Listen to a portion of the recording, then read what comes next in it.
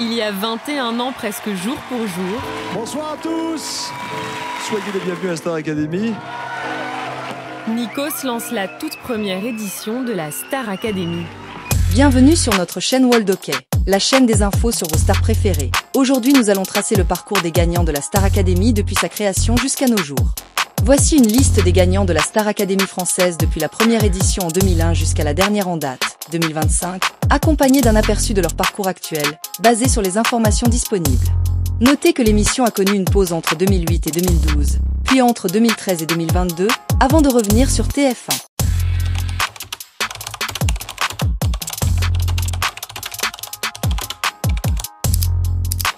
Numéro 1. En 2001, lors de la saison 1, Jennifer Bartoli a remporté une victoire le 12 janvier 2002 face à Mario Barravecchia.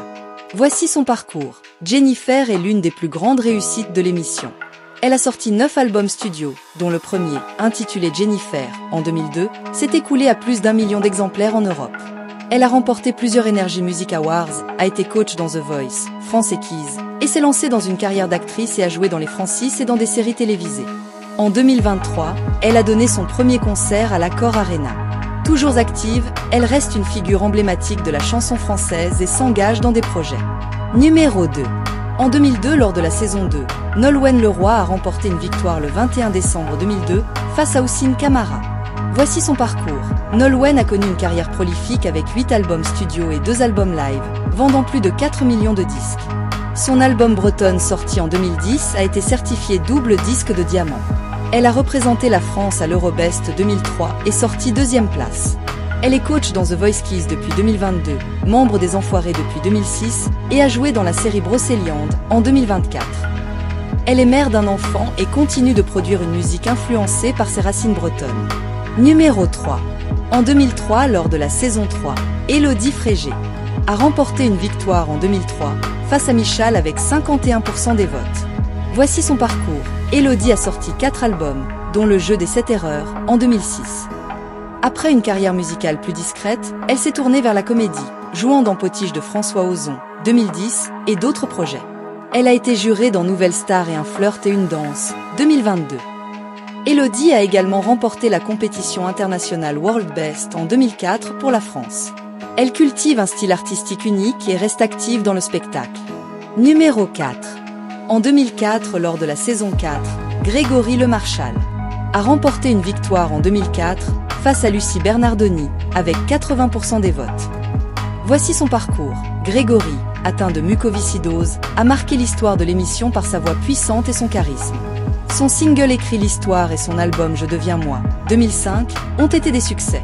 Il a remporté la révélation francophone aux Energy Music Awards 2006.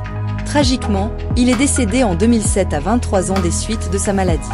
Sa fondation continue de sensibiliser à la mucoviscidose. Numéro 5. En 2005, lors de la saison 5, Magali Vaé a remporté une victoire en décembre 2005. Voici son parcours. Magali a sorti 2 albums, Magali Vaé en 2006 et Métamorphose en 2014, mais aucun n'a rencontré le succès escompté. Elle a fait face à des critiques sur son apparence et a pivoté vers la comédie. Elle est apparue dans Dream, Un rêve de vie, Les mystères de l'amour. En 2021, elle a repris Le Monde et Stone pour les 20 ans de l'émission et a sorti un single en 2024, Est-ce que tu m'aimerais si ? Elle travaille aussi dans l'événementiel, chantant pour des mariages et anniversaires. Numéro 6. En 2006, lors de la saison 6, Cyril Sinélu a remporté une victoire le 22 décembre 2006. Voici son parcours. Son album Jusqu'à moi, sorti en 2007, s'est vendu à seulement 8000 exemplaires. Après un échec à X Factor UK en 2010, il s'est installé à Londres pour enseigner le français. Il a sorti un single en créole, Depuis combien l'année en 2017, et a participé à la revue L'Oiseau Paradis au Paradis Latin en 2019. Sa carrière musicale reste limitée et il mène une vie plus discrète. Numéro 7. En 2007, lors de la saison 7, Quentin Mosimann a remporté cette victoire en 2008. Voici son parcours. Quentin, désormais connu sous le nom de Mosimann, s'est orienté vers la musique électro après un premier album Duel en 2008, devenu disque d'or. Il est devenu un DJ reconnu internationalement, collaborant avec David Guetta, Bob Sinclair, Grand Corps Malade et Slimane. Il a été coach dans The Voice Belgique et a composé l'hymne de la Star Academy 2022, J'irai où tu iras. Il continue de tourner à l'international. Numéro 8.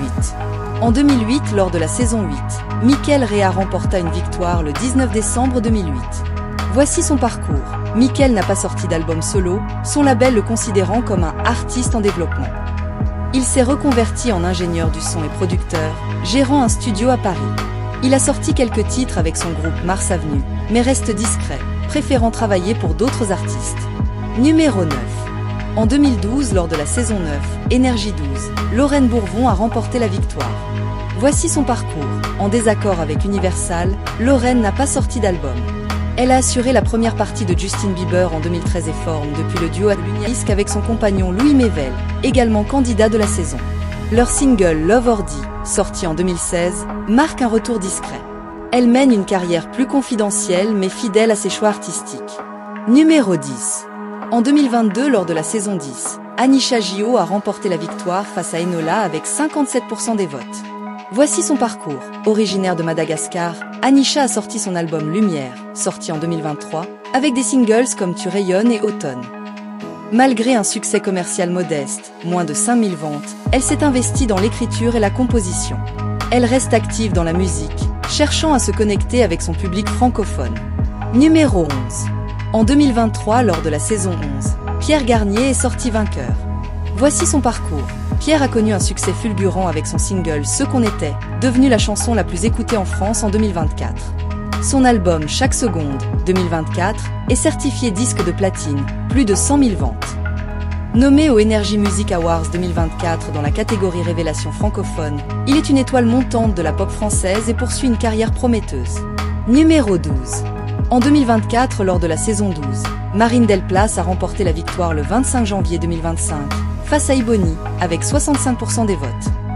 Voici son parcours. À 24 ans, Marine a remporté 100 000 € et un contrat avec une maison de disques. Elle est actuellement en tournée avec la promotion 2024, débutée le 21 février 2025 à Épernay, avec 9 autres académiciens. Sa carrière est encore naissante, mais elle est prometteuse grâce à sa voix puissante et son charisme. Remarque générale. Succès variés. Jennifer, Nolwenn Leroy, Grégory Lemarchal et Pierre Garnier sont les plus grands succès commerciaux de l'émission, avec des carrières musicales durables. Élodie Frégé et Quentin Mosiman ont diversifié leurs activités, comédie pour Élodie, DJ pour Quentin, tandis que d'autres comme Magali Vaé, Cyril Sinélu, Michael Rea et Lorraine Bourvon ont eu des parcours plus discrets ou se sont reconvertis. Impact de l'émission. La Star Academy a été un tremplin majeur pour certains, mais le succès post-émission dépend souvent de la gestion par les labels et des choix artistiques. Les saisons récentes, 2022 à 2024, montrent un regain d'intérêt pour le programme, avec des gagnants comme Pierre et Marine bénéficiant d'une forte visibilité.